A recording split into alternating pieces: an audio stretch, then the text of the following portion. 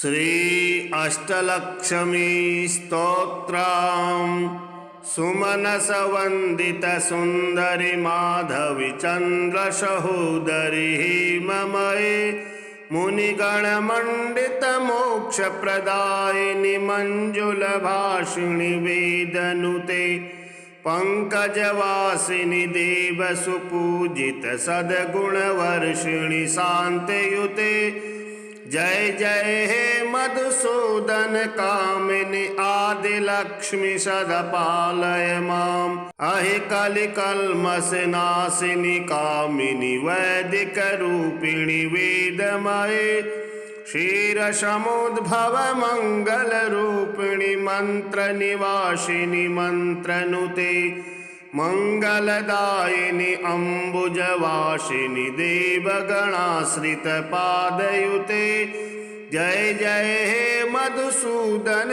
कामिनी धान्य लक्ष्मी सदा पालय माम जय वरवर्णिनी वैष्णवी भार्गवी मंत्र स्वरूपिणी मंत्रमये सुरगण पूजित शीघ्र फलप्रद ज्ञान विकासिनी शास्त्रनुते भव भयहारिणी पाप विमोचनी साधु जनाश्रित पादयुते जय जय हे मधुसूदन कामिनी धैर्य लक्ष्मी सदा पालय माम जय जय दुर्गति नाशिनी कामिनी सर्वफलप्रद शास्त्रमये रथ गज तुरग पदादि समावृत परिजन मंडित लोकनुते हरिहर ब्रह्म सुपूजित सेवित ताप निवारिणी पादयुते जय जय हे मधुसूदन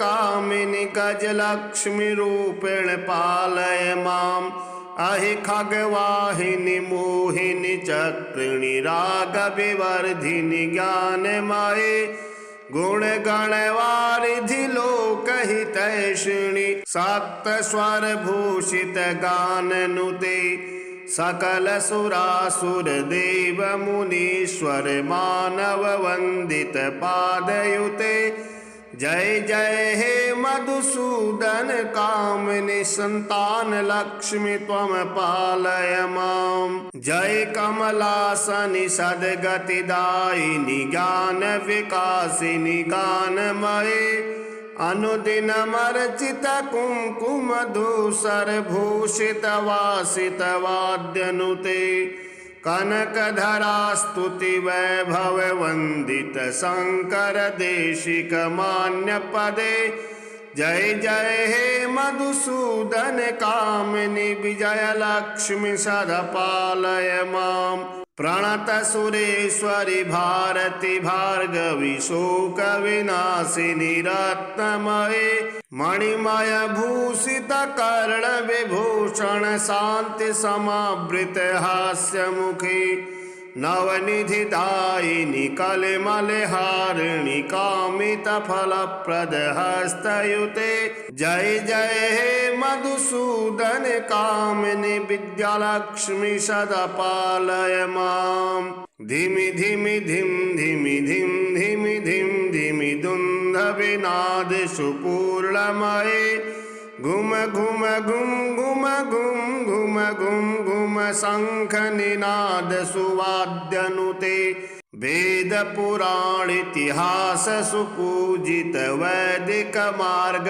प्रदर्शयुते जय जय हे मधुसूदन कामिनी धन लक्ष्मी रूपेण पालय माम श्री महालक्ष्मी अष्टकम् इंद्र उवाच नमस्तेस्तु महामाये श्रीपीठे सुरपूजिते शंखचक्र गदाहस्ते महालक्ष्मी नमोस्तुते नमस्ते गरुडारूढे कोलासुरभयंकरे सर्वपापहरे देवी महालक्ष्मी नमोस्तुते सर्वज्ञे सर्ववरदे सर्वदुष्टभयंकरे सर्वदुःखहरे देवी महालक्ष्मी नमोस्तुते सिद्धि बुद्धि प्रदे देवी भुक्ति मुक्ति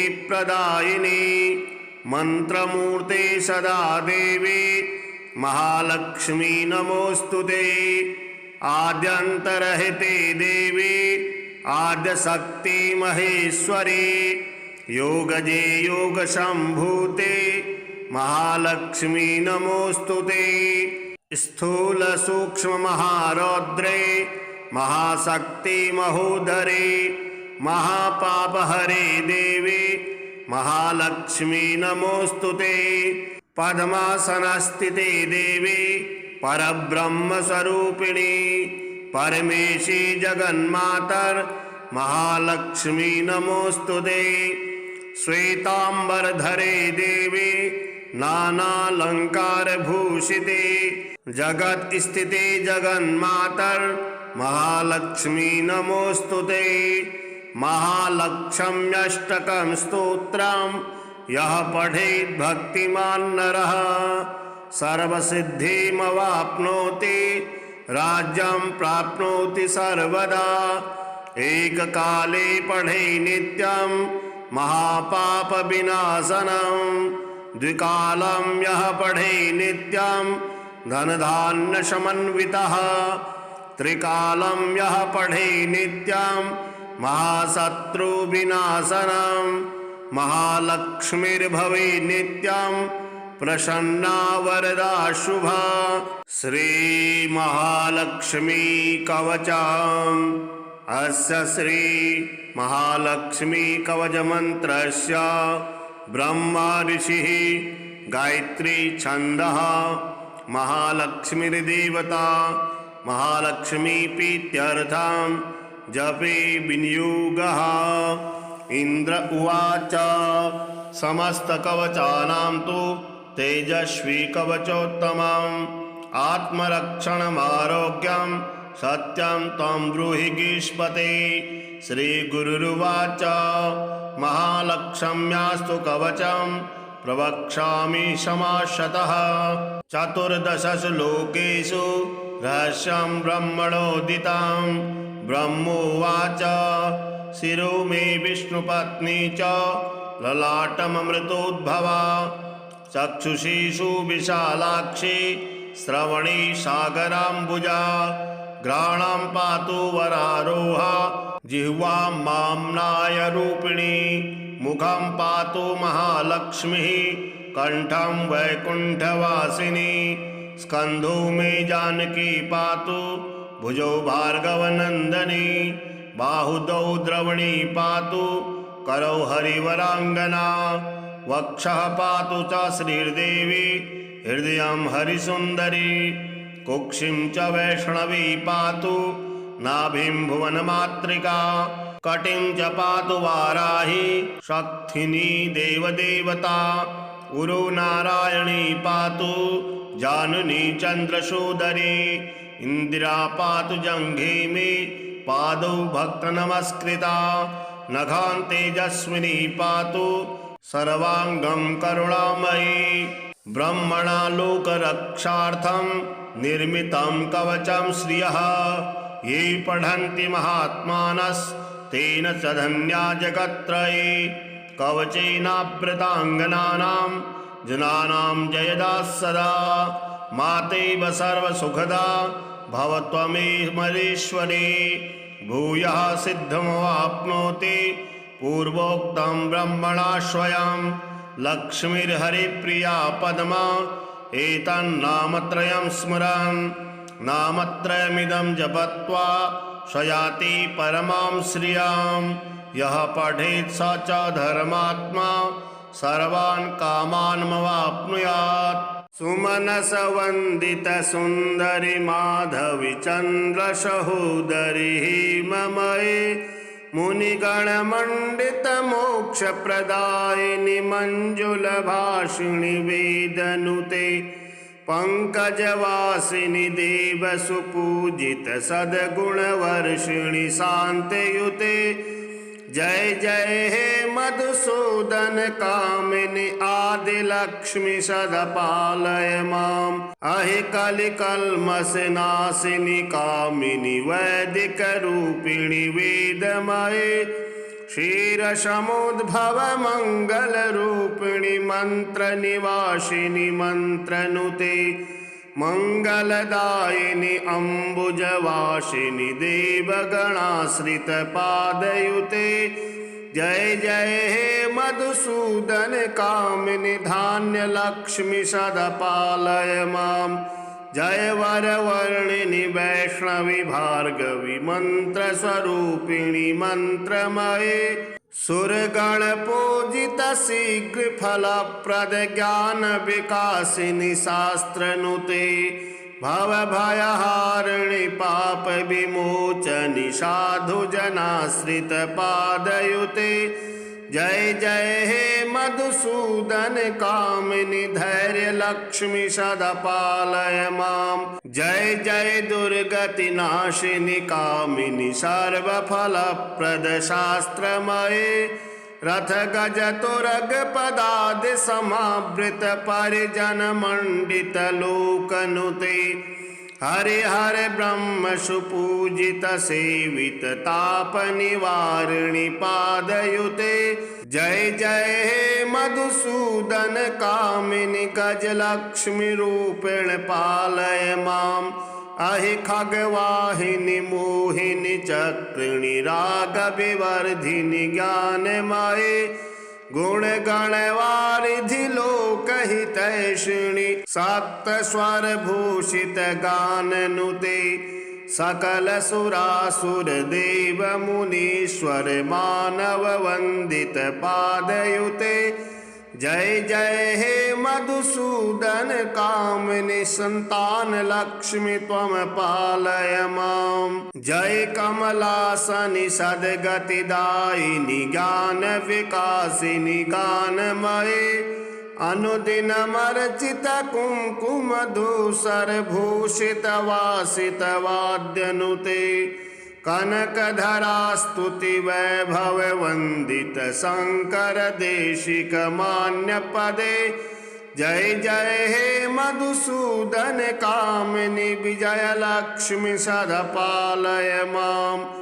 प्रणत सुरेश्वरि भारती भार्गवी शोक विनाशिनि रत्नमये मणिमय भूषित कर्ण विभूषण शांति समावृत हास्य मुखे नवनिधि दायिनि कलिमलहारिणि कामित फलप्रद हस्तयुते जय जय हे मधुसूदन कामिनि विद्यालक्ष्मी सदा पालय माम् धिमि धिमि धिम धिमि धिम धिमि धिम धिमि दुन्दभिनाद सुपूर्णमये घुम घुम घुम घुम घुम घुम घुम घुम शंख निनाद सुवाद्यनुते वेद पुराण इतिहास सुपूजित वैदिक मार्ग प्रदर्शयुते जय जय हे मधुसूदन कामिनि धन लक्ष्मी रूपेण पालय माम् श्री महालक्ष्मी अष्टकम् इंद्र उवाच नमस्तेस्तु महामाये श्रीपीठे सुरपूजिते शंखचक्र गदाहस्ते महालक्ष्मी नमोस्तुते नमस्ते गरुडारूढे कोलासुरभयङ्करे सर्वपापहरे देवी महालक्ष्मी नमोस्तुते सर्वज्ञे सर्ववरदे सर्वदुष्टभयङ्करे सर्वदुःखहरे देवी महालक्ष्मी नमोस्तुते सिद्धि बुद्धिप्रदे देवी भुक्ति मुक्ति प्रदायिनी मंत्रमूर्ते सदा देवी महालक्ष्मी नमोस्तुते आद्यंतरहिते देवी आद्य शक्ति महेश्वरी योगजे योग संभूते महालक्ष्मी नमोस्तुते स्थूल सूक्ष्म महारौद्रे महाशक्ति महोदरे महापापहरे देवी महालक्ष्मी नमोस्तुते। पद्मासनस्थिते देवी परब्रह्मस्वरूपिणी परमेशी जगन्मातर महालक्ष्मी नमोस्तुते। श्वेतांबरधरे देवी नानालंकारभूषिते जगत स्थिते जगन्मातर महालक्ष्मी नमोस्तुते। महालक्ष्म्यष्टकं स्तोत्रम् यः पठेत् भक्तिमान् नरः सर्वसिद्धिमवाप्नोति राज्यं प्राप्नोति सर्वदा।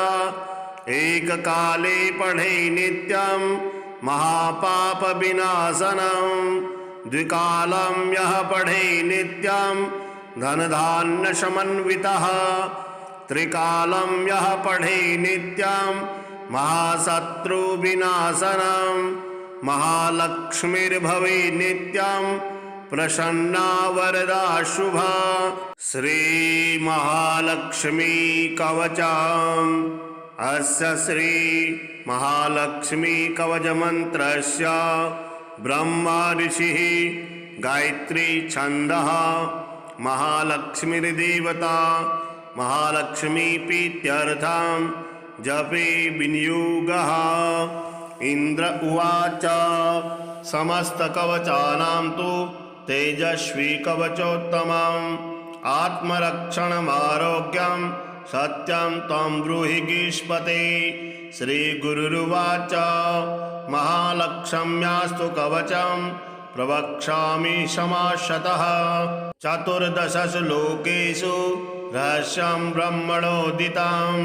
ब्रह्मोवाच शिरो मे विष्णुपत्नी च ललाटममृतोद्भवा चक्षुषी सुविशालाक्षी श्रवणी सागराम्बुजा घ्राणां पातु वरारोहा जिह्वां माम्नायरूपिणी मुखं पातु महालक्ष्मीः कंठं वैकुण्ठवासिनी स्कन्धो मे जानकी पातु भुजौ भार्गवनन्दिनी बाहुदौ द्रवणी पातु करौ हरिवरांगना वक्षः पातु च श्रीर्देवी हृदयं हरिसुन्दरी कुक्षिं च वैष्णवी पातु नाभिं भुवनमातृका कटिं च पातु वाराही शक्तिनी देवदेवता उरु नारायणी पातु जानुनी चन्द्रसूदरी इंदिरा पातु जंघे मे पादौ भक्तनमस्कृता नखान् तेजस्विनी पातु सर्वांगं करुणामयी ब्रह्मणा लोकरक्षार्थं निर्मितं कवचं श्रियः ये पठन्ति महात्मानस्तेन च धन्या जगत्त्रये कवचेनावृताङ्गनानां जनानां जयदा सदा मातेव सर्वसुखदा भव त्वमेमरीश्वरी भूयः सिद्धमवाप्नोति पूर्वोक्तं ब्रह्मणा स्वयं लक्ष्मीर्हरिप्रिया पद्मा एतन्नामत्रयं स्मरन् नामत्रयमिदं जपत्वा स्वयाति परमां श्रियां यः पठेत् स च धर्मात्मा सर्वान् कामान्मवाप्नुयात्। सुमनस वंदित सुंदरी माधवी चंद्र सहोदरी हेममये मुनिगण मंडित मोक्ष प्रदायिनी मंजुल भाषिणी वेदनुते पंकजवासिनी देव सुपूजित सद्गुण वर्षिणी शांतयुते जय जय हे मधुसूदन कामिनी आदि लक्ष्मी सदा पालय माम अहि कलिकल्मष नाशिनी कामिनी वैदिक रूपिणी वेदमये क्षीर समुद्भव मंगल रूपिणी मंत्र निवासिनी मंत्रनुते मंगलदायिनी अम्बुजवासिनी देवगणाश्रित पादयुते जय जय हे मधुसूदन कामिनी धान्य लक्ष्मी सदा पालय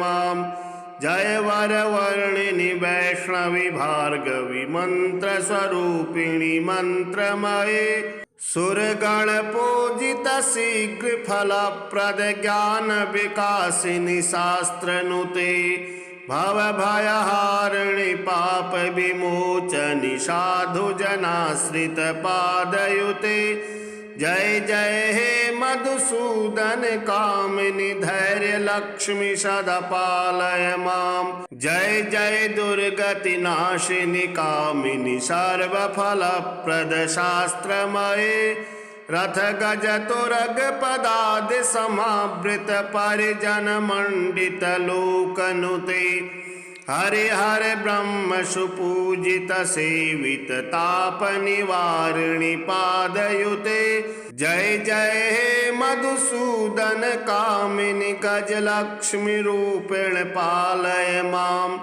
अहि खगवाहिनी मोहिनी चक्रिणी राग विवर्धिनी ज्ञानमये गुण गणवारिधि लोकहितैषिणी सप्त स्वर भूषित गाननुते सकल सुरासुर देव मुनीश्वर मानव वंदित पादयुते जय जय हे मधुसूदन कामिनी संतान लक्ष्मी त्वम पालय माम जय कमलासनि सद्गतिदायिनी ज्ञान विकासिनी गानमये अनुदिनमर्चित कुंकुम धूसर भूषित वासित वाद्यनुते कनकधरा स्तुति वैभव वंदित शंकर देशिक मान्य पदे जय जय हे मधुसूदन कामिनी विजय लक्ष्मी सदा पालय माम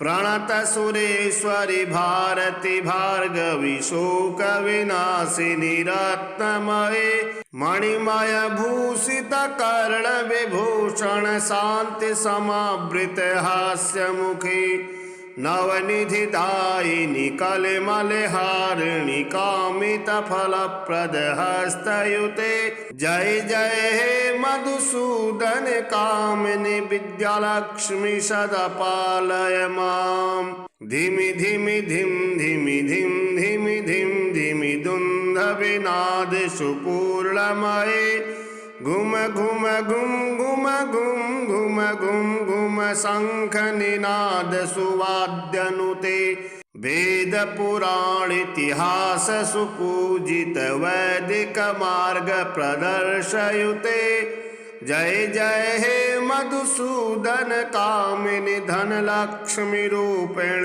पालय माम श्री महालक्ष्मी अष्टकम् इंद्र उवाच नमस्तेस्तु महामाये श्रीपीठे सुरपूजिते शंखचक्र गदाहस्ते महालक्ष्मी नमोस्तुते नमस्ते गरुडारूढे कोलासुरभयंकरे सर्वपापहरे देवी महालक्ष्मी नमोस्तुते सर्वज्ञे सर्ववरदे सर्वदुष्टभयंकरे सर्वदुःखहरे देवी महालक्ष्मी नमोस्तुते सिद्धि बुद्धिप्रदे देवी भुक्ति मुक्ति प्रदायिनी मंत्रमूर्ते सदा देवी महालक्ष्मी नमोस्तुते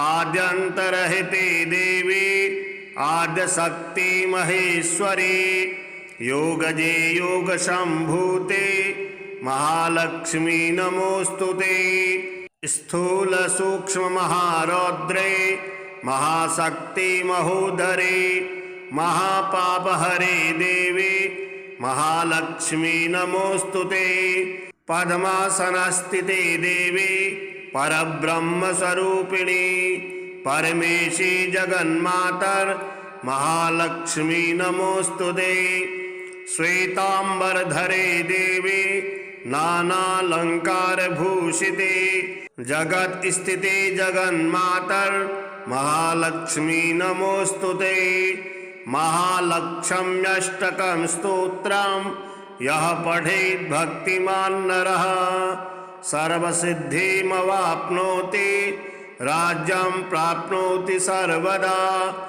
एककाले पठे नित्यं महापापविनाशनं द्विकालं यः पठे नित्यं धनधान्यसमन्वितः त्रिकालं यः पठे नित्यं महाशत्रुविनाशनं महालक्ष्मीर्भवे नित्यं प्रसन्ना वरदा शुभा।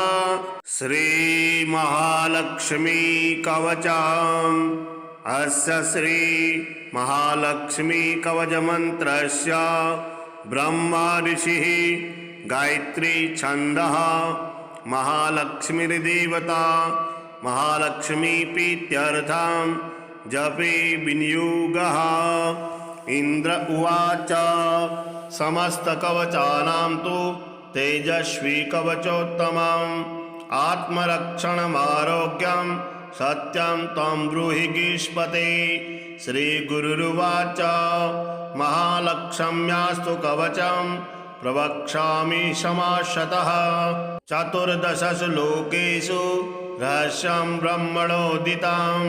ब्रह्मोवाच शिरो मे विष्णुपत्नी च ललाटममृतोद्भवा चक्षुषी सुविशालाक्षी श्रवणी सागराम्बुजा घ्राणं पातु वरारोहा जिह्वां माम्नायरूपिणी मुखं पातु महालक्ष्मीः कंठं वैकुण्ठवासिनी स्कन्धो मे जानकी पातु भुजौ भार्गवनन्दिनी बाहुदौ द्रवणी पातु करौ हरिवरांगना वक्षः पातु च श्रीर्देवी हृदयं हरिसुन्दरी कुक्षिं च वैष्णवी पातु नाभिं भुवनमातृका कटिं च पातु वाराही शक्तिनी देवदेवता उरु नारायणी पातु जानुनी चन्द्रसूदरी इंदिरा पातु जंघे मे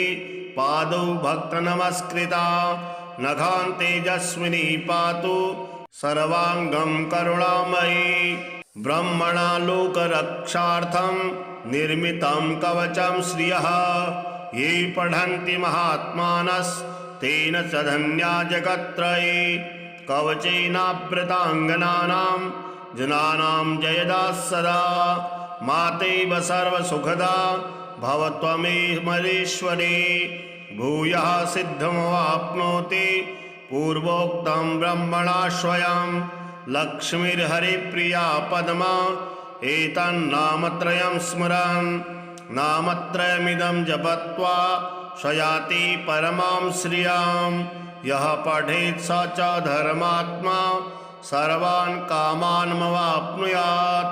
सुमनस वंदित सुंदरी माधवी चंद्र सहोदरी ममये मुनिगण मंडित मोक्ष प्रदायिनी मंजुल भाषिणी वेदनुते पंकजवासिनी देव सुपूजित सद्गुण वर्षिणी शांतयुते जय जय हे मधुसूदन कामिनी आदि लक्ष्मी सदा पालय माम अहि कलिकल्मष नाशिनी कामिनी वैदिक रूपिणी वेदमये क्षीर समुद्भव मंगल रूपिणी मंत्र निवासिनी मंत्रनुते मंगलदायिनी अम्बुजवासिनी देवगणाश्रित पादयुते जय जय हे मधुसूदन कामिनी धान्य लक्ष्मी सदा पालय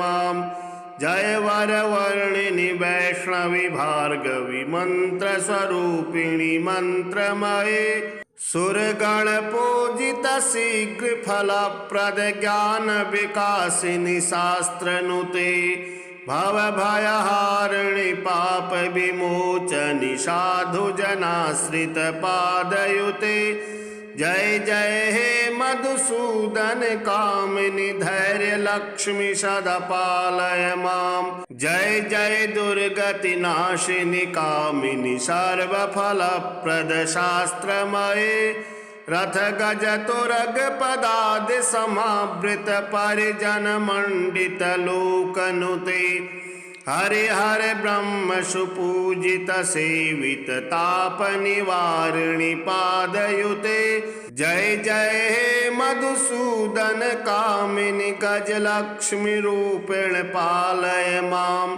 अहि खगवाहिनी मोहिनी चक्रिणी राग विवर्धिनी ज्ञानमये गुण गणवारिधि लोकहितैषिणी सप्त स्वर भूषित गाननुते सकल सुरासुर देव मुनीश्वर मानव वंदित पादयुते जय जय हे मधुसूदन कामिनि संतान लक्ष्मी त्वम पालय माम जय कमलासनि सद्गतिदायिनि ज्ञान विकासिनि गानमये अनुदिनमर्चित कुंकुम धूसर भूषित वासित वाद्यनुते कनकधरा स्तुति वैभव वंदित शंकर देशिक मान्य पदे जय जय हे मधुसूदन कामिनि विजय लक्ष्मी सदा पालय माम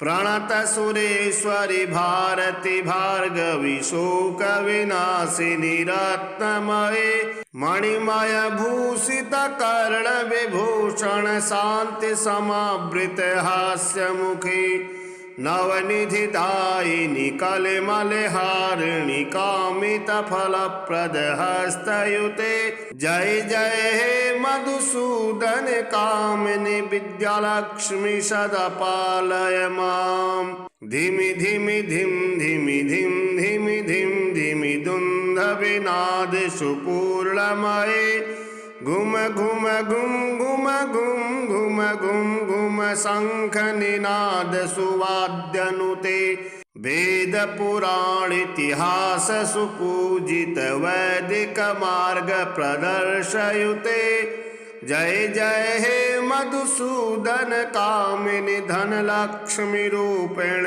पालय माम श्री महालक्ष्मी अष्टकम् इंद्र उवाच नमस्तेस्तु महामाये श्रीपीठे सुरपूजिते शंखचक्र गदाहस्ते महालक्ष्मी नमोस्तुते नमस्ते गरुडारूढे कोलासुरभयंकरे सर्वपापहरे देवी महालक्ष्मी नमोस्तुते सर्वज्ञे सर्ववरदे सर्वदुष्टभयंकरे सर्वदुःखहरे देवी महालक्ष्मी नमोस्तुते सिद्धि बुद्धिप्रदे देवी भुक्ति मुक्ति प्रदायिनी मंत्रमूर्ते सदा देवी महालक्ष्मी नमोस्तुते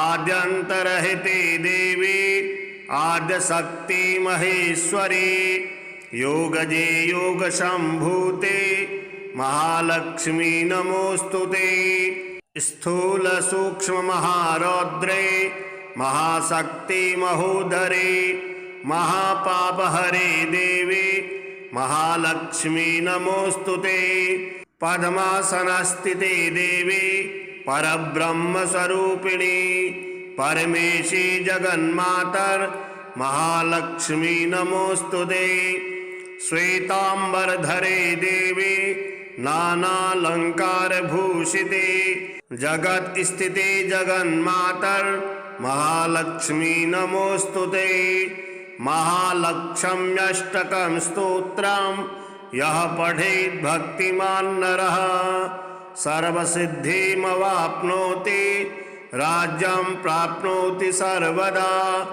एककाले पठे नित्यं महापापविनाशनं द्विकालं यः पठे नित्यं धनधान्यसमन्वितः त्रिकालं यः पठे नित्यं महाशत्रुविनाशनं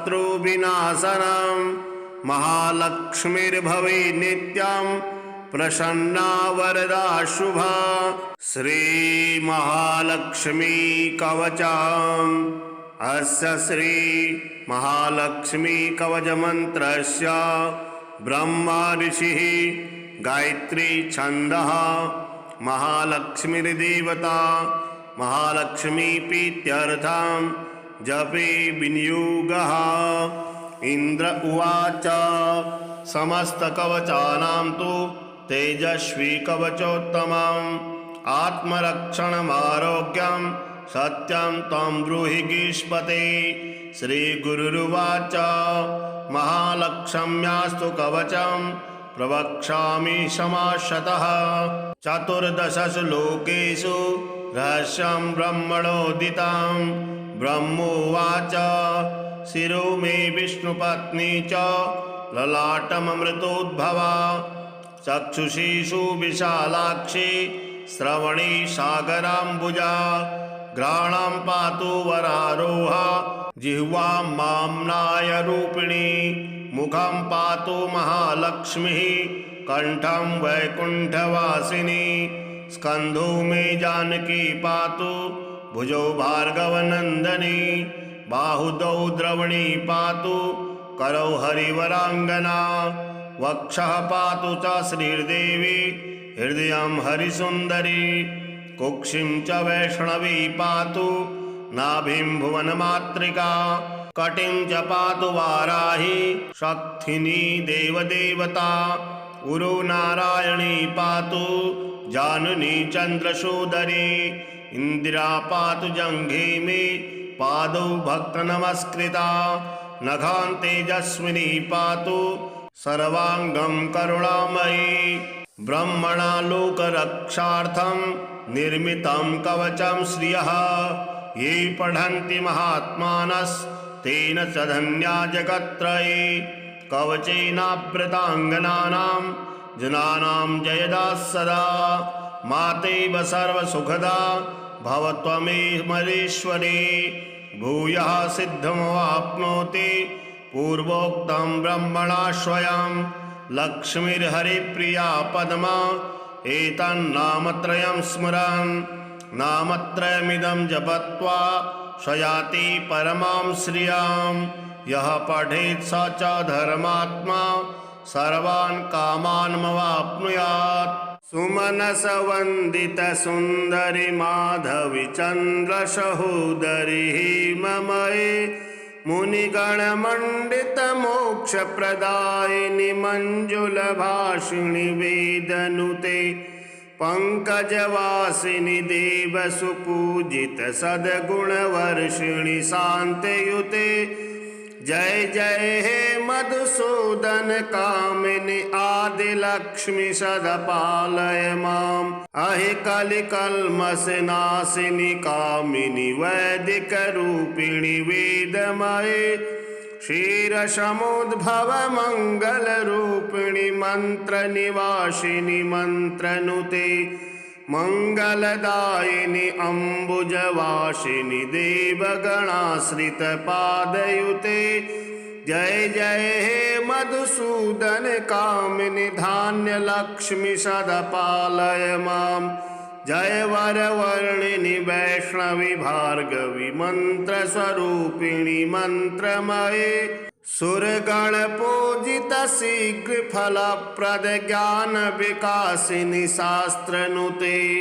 भव भयहारिणी पाप विमोचनी साधु जनाश्रित पादयुते। जय जय हे मधुसूदन कामिनी धैर्य लक्ष्मी सदा पालय माम्। जय जय दुर्गति नाशिनी कामिनी सर्वफलप्रद शास्त्रमये। रथ गज तुरग पदादि समावृत परिजन मंडित लोकनुते। हरे हरे ब्रह्म सुपूजित सेवित ताप निवारिणी पादयुते। जय जय हे मधुसूदन कामिनी गजलक्ष्मी रूपेण पालय माम्। अहि खगवाहिनी मोहिनी चक्रिणी राग विवर्धिनी ज्ञानमये। गुण गणवारिधि लोकहितैषिणी सप्त स्वर भूषित गाननुते। सकल सुरासुर देव मुनीश्वर मानव वंदित पादयुते। जय जय हे मधुसूदन कामिनि संतान लक्ष्मी त्वम पालय माम्। जय कमलासनि सद्गतिदायिनि ज्ञान विकासिनि गानमये। अनुदिनमर्चित कुङ्कुम धूसर भूषित वासित वाद्यनुते। कनकधरा स्तुति वैभव वंदित शंकर देशिक मान्य पदे। जय जय हे मधुसूदन कामिनि विजय लक्ष्मी सदा पालय माम्। प्रणत सुरेश्वरि भारती भार्गवी शोक विनाशिनी रत्नमये। मणिमय भूषित कर्ण विभूषण शांति समावृत हास्य मुखी। नवनिधि दायिनी कलिमल हारिणी कामित फलप्रद हस्तयुते। जय जय हे मधुसूदन कामिनि विद्यालक्ष्मी सदा पालय माम्। धिमि धिमि धिम धिमि धिम धिमि धिम धिमि दुन्दभिनाद सुपूर्णमये। घुम घुम घुम घुम घुम घुम घुम घुम शंख निनाद सुवाद्यनुते। वेद पुराण इतिहास सुपूजित वैदिक मार्ग प्रदर्शयुते। जय जय हे मधुसूदन कामिनि धन लक्ष्मी रूपेण पालय माम्। श्री महालक्ष्मी अष्टकम्। इंद्र उवाच नमस्तेस्तु महामाये श्रीपीठे सुरपूजिते। शंखचक्र गदाहस्ते महालक्ष्मी नमोस्तुते। नमस्ते गरुडारूढे कोलासुरभयंकरे। सर्वपापहरे देवी महालक्ष्मी नमोस्तुते। सर्वज्ञे सर्ववरदे सर्वदुष्टभयंकरे। सर्वदुःखहरे देवी महालक्ष्मी नमोस्तुते। सिद्धि बुद्धिप्रदे देवी भुक्ति मुक्ति प्रदायिनी। मंत्रमूर्ते सदा देवी महालक्ष्मी नमोस्तुते। आद्यंतरहिते देवी आद्यशक्ति महेश्वरी। योगजे योग संभूते महालक्ष्मी नमोस्तुते। स्थूल सूक्ष्म महारौद्रे महाशक्ति महोदरे। महापापहरे देवी महालक्ष्मी नमोस्तुते। पद्मासनस्थिते देवी परब्रह्म स्वरूपिणी। परमेशी जगन्मातर महालक्ष्मी नमोस्तुते। श्वेतांबरधरे देवी नानालंकार भूषिते। जगत स्थिते जगन्मातर महालक्ष्मी नमोस्तुते। महालक्ष्म्यष्टकं स्तोत्रम् यः पठेत् भक्तिमान् नरः सर्वसिद्धिमवाप्नोति राज्यं प्राप्नोति सर्वदा। एककाले पठे नित्यं महापापविनाशनम्। द्विकालं यः पठे नित्यं धनधान्यसमन्वितः। त्रिकालं यः पठे नित्यं महाशत्रुविनाशनम्। महालक्ष्मीर्भवे नित्यं प्रसन्ना वरदा शुभा। श्री महालक्ष्मी कवचम्। अस्य श्री महालक्ष्मी कवच मंत्रस्य ब्रह्मा ऋषिः गायत्री छन्दः। महालक्ष्मीर्देवता महालक्ष्मी प्रीत्यर्थं जपे विनियोगः। इंद्र उवाच समस्तकवचानां तु तेजस्वी कवचोत्तमम्। आत्मरक्षणमारोग्यं सत्यं त्वं ब्रूहि गीष्पते। श्रीगुरुरुवाच महालक्ष्म्यास्तु कवचं प्रवक्ष्यामि समासतः। चतुर्दशसु लोकेषु रहस्यं ब्रह्मणोदितं। ब्रह्मोवाच शिरो मे विष्णुपत्नी च ललाटममृतोद्भवा। चक्षुषी सुविशालाक्षी श्रवणी सागराम्बुजा। घ्राणं पातु वरारोहा जिह्वां माम्नायरूपिणी। मुखं पातु महालक्ष्मीः कंठं वैकुण्ठवासिनी। स्कन्धो मे जानकी पातु भुजौ भार्गवनन्दिनी। बाहुदौ द्रवणी पातु करौ हरिवराङ्गना। वक्षः पातु च श्रीर्देवी हृदयं हरिसुन्दरी। कुक्षिं च वैष्णवी पातु नाभिं भुवनमातृका। कटिं च पातु वाराही शक्तिनी देवदेवता। उरु नारायणी पातु जाननी चन्द्रसूदरी। इन्दिरा पातु जङ्घे मे पादौ भक्तनमस्कृता। नखां तेजस्विनी पातु सर्वाङ्गं करुणामयी। ब्रह्मणा लोकरक्षार्थं निर्मितं कवचं श्रियः। ये पठन्ति महात्मानस्तेन च धन्या जगत्त्रये। कवचेनावृताङ्गनानां जनानां जयदा सदा। मातेव सर्वसुखदा भव त्वमेवरीश्वरी। भूयः सिद्धिमवाप्नोति पूर्वोक्तं ब्रह्मणा स्वयं। लक्ष्मीर्हरिप्रिया पद्मा एतन्नामत्रयं स्मरन्। नामत्रयमिदं जपत्वा स्वयाति परमां श्रियां। यः पठेत् स च धर्मात्मा सर्वान् कामान्मवाप्नुयात्। सुमनसवन्दितसुन्दरि माधवी चन्द्रसहोदरी हेममये। मुनिगणमण्डितमोक्षप्रदायिनि मञ्जुलभाषिणि वेदनुते। पंकजवासिनि देवसुपूजित सद्गुणवर्षिणि शान्तयुते। जय जय हे मधुसूदन कामिनि आदिलक्ष्मि सदा पालय माम्। अहि कलिकल्मषनाशिनि कामिनि वैदिकरूपिणि वेदमये। क्षीरसमुद्भव मङ्गलरूपिणि मन्त्रनिवासिनि मन्त्रनुते। मङ्गलदायिनि अम्बुजवासिनि देवगणाश्रितपादयुते। जय जय हे मधुसूदन कामिनि धान्यलक्ष्मि सदा पालय माम्। जय वरवर्णिनि वैष्णवी भार्गवी मन्त्रस्वरूपिणि मन्त्रमये। सुरगणपूजित शीघ्रफलप्रद ज्ञानविकासिनि शास्त्रनुते।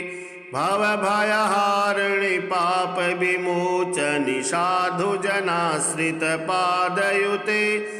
जय जय हे मधुसूदन कामिनि धैर्यलक्ष्मि सदा पालय माम्। जय जय दुर्गतिनाशिनि कामिनि सर्वफलप्रद शास्त्रमये। रथ गज तुरग पदादि समावृत परिजन मंडित लोकनुते। हरि हरि ब्रह्म सुपूजित सेवित ताप निवारिणि पादयुते। जय जय हे मधुसूदन कामिनि गजलक्ष्मि रूपेण पालय माम्।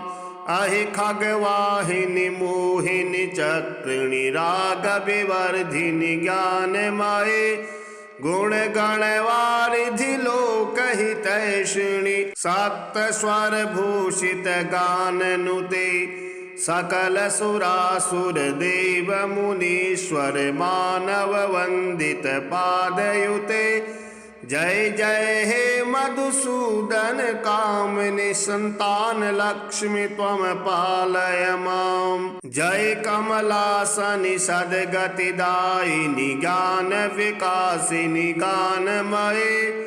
अनुदिनमर्चित कुङ्कुम धूसर भूषित वासित वाद्यनुते। कनकधरा स्तुति वैभव वंदित शंकर देशिक मान्य पदे। जय जय हे मधुसूदन कामिनी विजय लक्ष्मी सदा पालय माम्। प्रणत सुरेश्वरी भारती भार्गवी शोक विनाशिनी रत्नमये। मणिमय भूषित कर्ण विभूषण शांति समावृत हास्य मुखी। नवनिधि दायिनी कलिमल हारिणी कामित फल प्रद हस्तयुते। जय जय हे मधुसूदन कामिनी विद्यालक्ष्मी सदा पालय माम्। धिमि धिमि धिम धिमि धिम धिमि धिम धिमि दुन्दभिनाद सुपूर्णमये। घुम घुम घुम घुम घुम घुम घुम घुम शंख निनाद सुवाद्यनुते। वेद पुराण इतिहास सुपूजित वैदिक मार्ग प्रदर्शयुते। जय जय हे मधुसूदन कामिनी धन लक्ष्मी रूपेण पालय माम्। श्री महालक्ष्मी अष्टकम्। इंद्र उवाच नमस्तेस्तु महामाये श्रीपीठे सुरपूजिते। शंखचक्र गदाहस्ते महालक्ष्मी नमोस्तुते। नमस्ते गरुडारूढे कोलासुरभयंकरे। सर्वपापहरे देवी महालक्ष्मी नमोस्तुते। सर्वज्ञे सर्ववरदे सर्वदुष्टभयंकरे। सर्वदुःखहरे देवी महालक्ष्मी नमोस्तुते। सिद्धि बुद्धि प्रदे देवी भुक्ति मुक्ति प्रदायिनी। मंत्रमूर्ते सदा देवी महालक्ष्मी नमोस्तुते। आद्यंतरहिते देवी आद्यशक्ति महेश्वरी। योगजे योग संभूते महालक्ष्मी नमोस्तुते। स्थूल सूक्ष्म महारौद्रे महाशक्ति महोदरे। महापापहरे देवी महालक्ष्मी नमोस्तुते। पद्मासनस्थिते देवी परब्रह्म स्वरूपिणी। परमेशी जगन्मातर महालक्ष्मी नमोस्तुते। श्वेतांबरधरे देवी नानालंकार भूषिते। जगत स्थिते जगन्मातर महालक्ष्मी नमोस्तुते। महालक्ष्म्यष्टकं स्तोत्रम् यः पठेत् भक्तिमान् नरः सर्वसिद्धिमवाप्नोति राज्यं प्राप्नोति सर्वदा। एककाले पठे नित्यं महापापविनाशनं। द्विकालं यः पठे नित्यं धनधान्यसमन्वितः। त्रिकालं यः पठे नित्यं महाशत्रुविनाशनं। महालक्ष्मीर्भवे नित्यं प्रसन्ना वरदा शुभा। श्री महालक्ष्मी कवचम्। अस्य श्री महालक्ष्मी कवच मंत्रस्य ब्रह्मा ऋषिः गायत्री छन्दः। महालक्ष्मीर्देवता महालक्ष्मी प्रीत्यर्थं जपे विनियोगः। इंद्र उवाच समस्तकवचानां तु तेजस्वी कवचोत्तमम्। आत्मरक्षणमारोग्यं सत्यं त्वं ब्रूहि गीष्पते।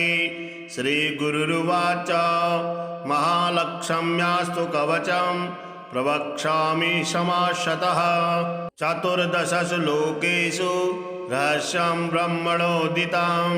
ब्रह्मोवाच शिरो मे विष्णुपत्नी च ललाटममृतोद्भवा। चक्षुषी सुविशालाक्षी श्रवणी सागराम्बुजा। घ्राणं पातु वरारोहा जिह्वां माम्नाय रूपिणी। मुखं पातु महालक्ष्मीः कंठं वैकुण्ठवासिनी।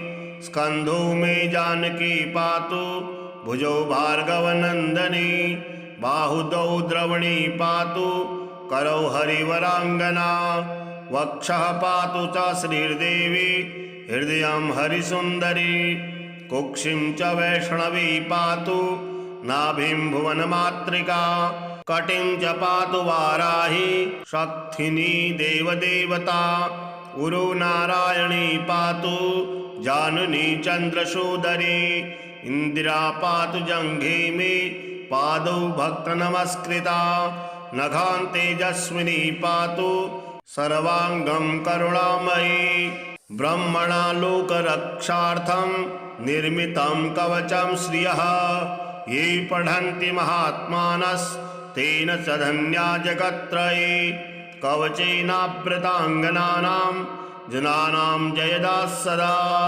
मातेव सर्वसुखदा भव त्वमेमरेश्वरी भूयः सिद्धिमवाप्नोति पूर्वोक्तं ब्रह्मणा स्वयं लक्ष्मीर्हरिप्रिया पद्मा एतन्नामत्रयं स्मरन् नामत्रयमिदं जपत्वा स्वयाति परमां श्रियां यः पठेत् स च धर्मात्मा सर्वान् कामान् मवाप्नुयात्।